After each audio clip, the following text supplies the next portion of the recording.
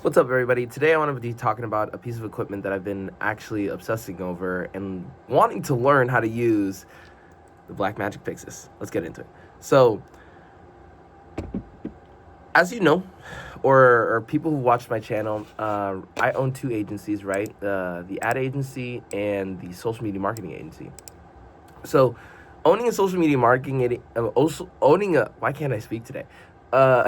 Owning a social media marketing agency doesn't necessarily mean that you require a cinema camera. However, one thing that I've wanted to do for the longest time is get into filmmaking.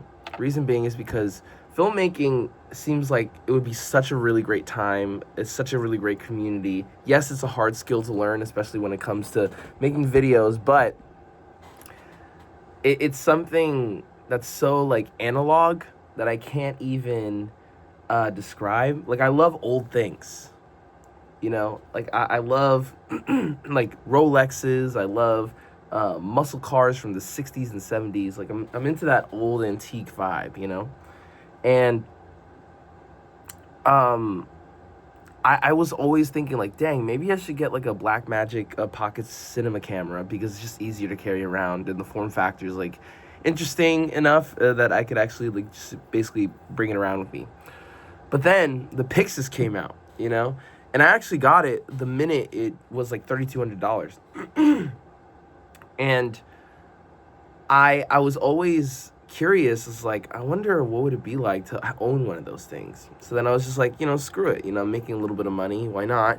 And invest in some equipment that I'll actually try to use. And so far, I've absolutely loved it. The image that you can get out of this camera is absolutely ridiculous. I don't necessarily think I'll ever buy another cinema camera unless like I got like an RE Mini LF or something, which is the camera that they shot. What was that show? The Bear. Excuse me. But my main thing was, it's like, how am I going to use this in my workflow?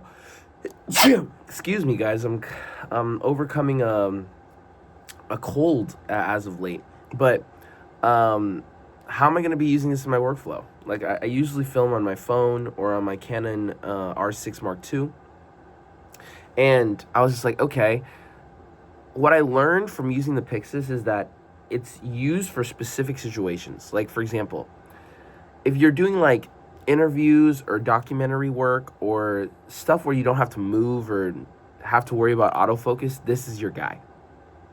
This is the camera to get.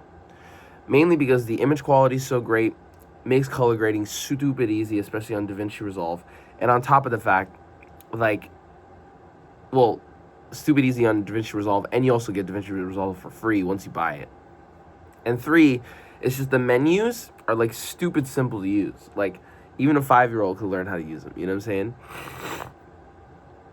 The settings that I use on this camera alone is roughly constant quality at Q5, because that seems like, I've actually tested some of these out. It seems like that is the codec in B-RAW that sets up the footage to be very good quality with the smallest amount of size. And I'm still trying to figure out how to make these files even smaller, because I will say, like, when you record on B-RAW, it's massive. However, if you have like a terabyte hard drive or a terabyte a CF Express type B card, then you're never gonna have an issue. So my main thing, I've bought this camera last year, right? Last year in October. And the better that you understand this camera and the way it's supposed to be used, the better that the footage is going to come out. Like, one thing that I didn't realize, especially after filming with this type of camera, is that there has to be some sort of noise reduction. But that noise reduction is dependent on how well you set up the ISO, the aperture, and your overall lighting situation. Remember how I said this is for like interviews and documentaries and stuff? Well, make sure you have some controlled lighting, because I'm gonna tell you something. Like, there's been multiple situations where I would film with this guy even after having it for a year, where the footage would be super noisy. There's just too much light going into the lens, you know, and it was a learning curve. Even to this day, like I'll be like, dang, maybe it was a little bit overexposed, even though I want to overexpose to the right. But it's really interesting. It's kind of like, when you like,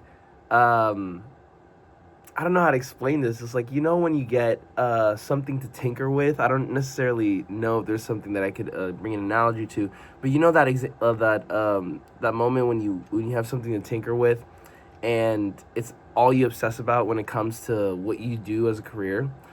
That has become my obsession as far as like trying to film with this monstrosity. I mean, I love this thing, not only because of the quality of it, but the fact that it's stupid small in the box form factor.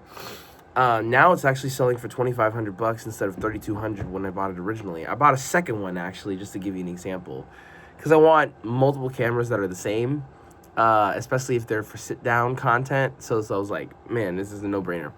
The only other camera that I would potentially buy for running gun settings would be like an FX6, because of the autofocus. Maybe at some point Blackmagic will add an autofocus, but I'm not even entirely sure.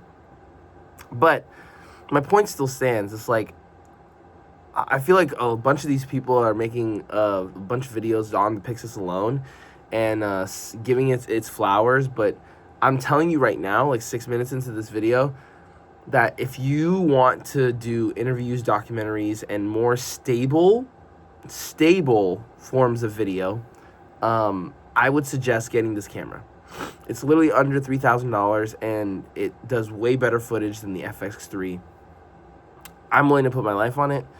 I would just say, just take into consideration that there is a learning curve, especially if you're not already a Blackmagic user like I was. I mean, like, I was literally transitioning from Canon, like starting from the Canon M50, and then going to the Canon 90D, and now the R6 Mark II, and then now I have this. Like, dang, dude, it's a huge jump. However, if you're willing to take the time, if you're willing to take ownership of what you got in your hands, like, and what you can get out of it, and set up your camera in such a way where you always get really great footage, you're gonna have a good time. I promise you. It's not going to be a waste of $3,000, I promise you. Anyway, I hope you got some value out of this video. Let me know if you guys want me to do more camera-centered videos here on YouTube in the comment section. I would really appreciate the feedback. On top of that, if you guys happen to be a contractor, a roofer, or electrician, doesn't matter, and you need an appointment system on autopilot, click the first link in the description, and we'll talk and see if we can help you out. Otherwise, make sure to like and comment and subscribe to the video, because I put videos out like this every single week, and you don't want to miss them. I hope you have a great day, and I'll see you in the next one. Peace.